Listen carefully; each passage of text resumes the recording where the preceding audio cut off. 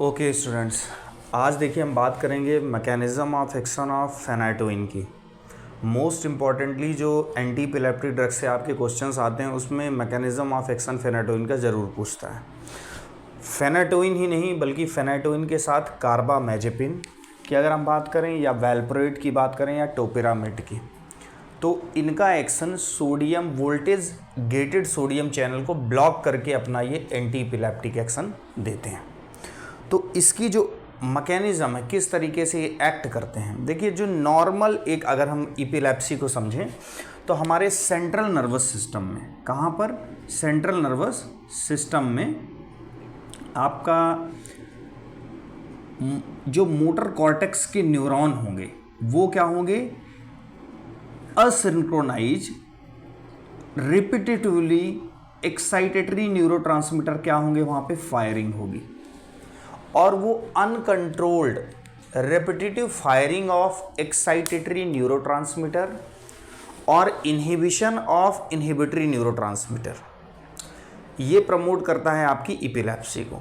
तो फेनाटोइन या जो ड्रग्स लाइक कार्बामेजेपिन, वैल्प्रोइड या टोपिरामेड ये sodium channel, voltage gated sodium channel को ब्लॉक करके अपना एक्शन देती हैं। तो सबसे इंपॉर्टेंट है किस चैनल को ब्लॉक कर रही है, वोल्टेज गेटेड सोडियम चैनल को, number 1 voltage gated sodium channel को।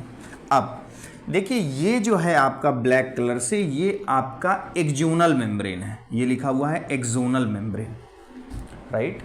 अब ये एक्सोनल मेम्ब्रेन कहाँ, किस न्यूरॉन की हम बात कर रहे हैं, सेंट्रल नर्वस सिस्टम में। अब उस न्यूरॉन की हम बेसिकली बात कर रहे हैं जो रिपीटेटिवली एक्साइटेटरी न्यूरोट्रांसमीटर को फायर करा के सीजर के सिम्पटम को प्रमोट कर रहा है। अब एंटी एपिलेप्टिक ड्रग्स क्या करेंगी, उन न्यूरॉन्स को जो रिपीटेटिवली फायर कर रहे हैं उनके एक्सोनल मेम्ब्रेन पे प्रेजेंट ये सोडियम चैनल को ब्लॉक करेंगे, सोडियम चैनल को क्या करेंगे, ब्लॉक करेंगे, जिसकी वजह से entry of sodium channel, entry of sodium ion through the sodium channel क्या होगा, इनहिबिट होगा। और उससे क्या बेनिफिट है वो हम देखते हैं। तो देखिए जो ये वोल्टेज गेटेड सोडियम चैनल है ये अपनी रेस्टिंग स्टेट में जब होगा तो क्लोज्ड होगा, means in the resting state at -70 millivolt this sodium channel will be closed. ये ग्रीन कलर से क्या दिखा रखा है, this is activation gate and this is inactivation gate, this is inactivation gate, this is activation gate. This activation gate, up now in the extracellular side there is a sodium ion. As we know the sodium ion will be in higher concentration in the extracellular fluid. So in the extracellular fluid sodium ion at the resting state, because of closing of this activation gate, does not enter through the sodium channel.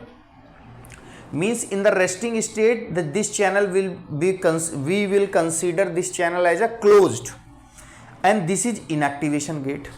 So now this is the closed state, resting state, right. Once when the stimulus will come, any kind of stimulus that will come to this axon, neuronal axon, this will leads to this -70 millivolt. This will leads to this -70 millivolt to -55 millivolt. ये कहां तक लेके जाएगा, -55 millivolt। और ऐसा क्यों हो रहा है, बिकॉज द स्टिमुलस जो आ रहा है this opens this activation gate. अब यहां पे क्या दिखा रखा है, एक्टिवेशन गेट क्या है, ओपन है। Now this, as the activation gate will be open, this sodium ion will come through the sodium ion channel and reaches inside of the intracellular fluid. And now stimulus जितना आएगा more and more sodium ion will come and this resting membrane potential that was earlier जो कि पहले -70 millivolt था, it reaches up to even +30 millivolt. कहां तक पहुंच जाता है, +30 millivolt. And now this +30 millivolt, this is called activated state. mean in the activated state the sodium channel, the activation gate will be opened, sodium will come through the sodium channel and the RMP will shift from minus 70 millivolt to the plus 30 millivolt. Now inactivation gate will be in the same stage as it was in earlier resting stage, right? Now this voltage gated sodium channel has a time dependent action. कैसा action है इसका? Time dependent. Time dependent means क्या है? when we take anti-epileptic phenytoin or carbamazepine or valproate or topiramate, basically these drugs will bind to the inner side of this voltage gated sodium channel. Now as suppose here the phenytoin will bind, here this is phenytoin will bind. Now this, अब यहां पे black colour से इसको दिखा दिया हूं, पहले green colour से. ये आपका क्या था? ये दिस इज इनएक्टिवेशन गेट. अब यहां पे आके बच्चों क्या बाइंड हो गया? फेनाटोइन भी बाइंड हो गया एडिशनली.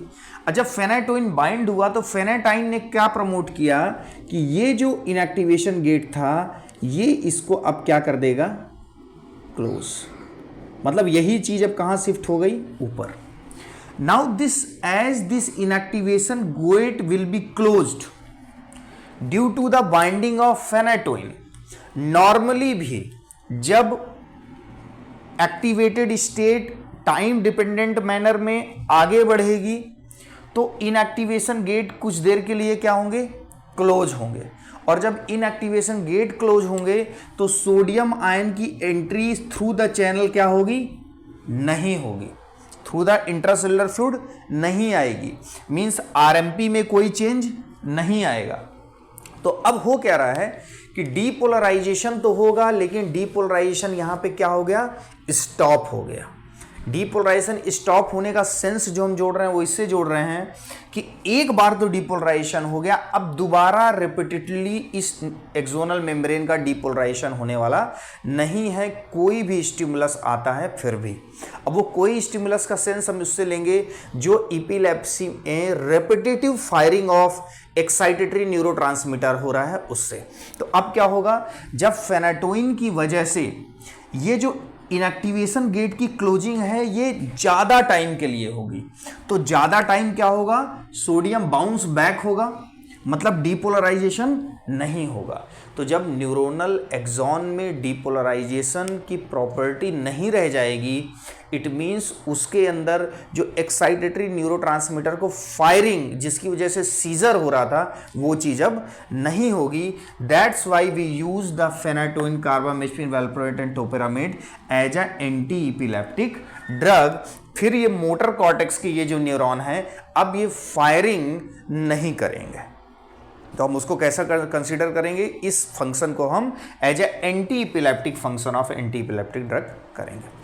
तो नॉर्मली हमने क्या देखा कि phenytoin binds with the voltage gated sensitive channel at the inner part and allow the inactivated stage for a longer time so that these neuron does not repetitively fire the excitatory neurotransmitter and the condition of epilepsy will become controlled.